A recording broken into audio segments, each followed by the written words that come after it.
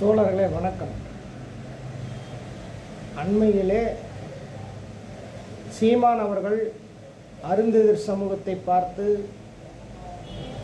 மீண்டும் மீண்டும் இவர்கள் தமிழர்கள் அல்ல, இவர்கள் தெலுங்கு பேசக்கூடியவர்கள் என்று ஒரு இனத்தின் மீது, ஒரு சமூகத்தின் மீது தேவையற்ற பதற்றத்தை உருவாக்க வேண்டும், இந்த அமைதியான தமிழ்நாட்டை கலவர பூமியாக மாற்ற வேண்டும் என்ற எண்ணத்தில் பேசி வருகிறார். எத்தனையோ கல்வெட்டுகள் இருக்கின்றன, அருந்ததியர்கள் ஆதித்தமிழர்கள், இவர்கள் பூர்வகுடி தமிழர்கள் என்று. இதை கூட அறியாமலும் இதை கூட தெரிந்து கொள்ள முடியாத சீமான் அவர்கள் அருந்ததியர் சமூகத்தை பார்த்து வந்தேரிகள், இவர்கள் தமிழர்கள் இல்லை என்று கூறுவதை நாங்கள் ஏற்க முடியாது. அண்மையிலே எல் முருகன் அவர்களை பார்த்து தெலுங்கு பேசக்கூடியவர்கள் அருந்ததியர்கள், இவர்களுக்கு மத்திய மந்திரி பதவி கொடுத்திருக்கின்றார்களே என்று ஒரு கேள்வி எழுப்பியிருக்கிறார்.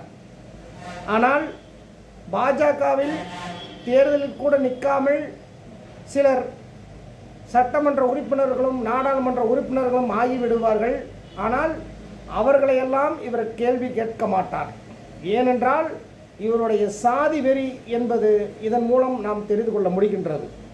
தமிழ்நாடு அரசு உடனடியாக சீமான் மீது SC/ST வன்கொடுமை தடுப்புச் சட்டத்தின் கீழ் வழக்கு பதிவு செய்து உடனடியாக நடவடிக்கை எடுக்க வேண்டும். சீமான் போன்றவர்கள் தமிழ்நாட்டில் அமைதியாக இருக்கக்கூடிய தமிழகத்தை கலவர பூமியாக மாற்ற முயற்சிக்கும் சீமான் மீது உடனடியாக கடும் நடவடிக்கை எடுக்க வேண்டும் என்று தமிழ்நாடு அரசை தமிழ் சிறுத்தைகள் கட்சியின் சார்பிலே கேட்டுக்கொள்கிறோம். அண்மையிலே தமிழ் புலிகள் கட்சியினுடைய தலைவர் நாகை திருவள்ளுவன் அவர்களை தொலைபேசியின் வாயிலாக பேசியிருக்கிறார், கொலை மிரட்டல் விடுத்திருக்கிறார். இச்செயலை தமிழ் சிறுத்தைகள் கட்சி வன்மையாக கண்டிக்கின்றோம். தமிழ்நாடு அரசு உடனடியாக சீமான் போன்ற தேச துரோகிகளை உடனடியாக கைது செய்ய வேண்டும்.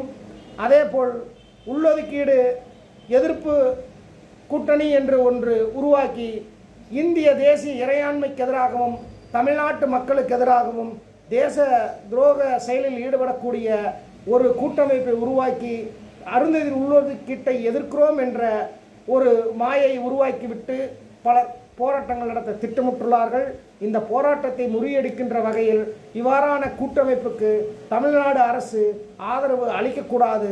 இவர்களையெல்லாம் இரும்பு கரம் கொண்டு ஒடுக்க வேண்டும் என்று தமிழ் சிறுத்தைகள் கட்சியின் சார்பில் கேட்டுக்கொள்கிறேன். நன்றி.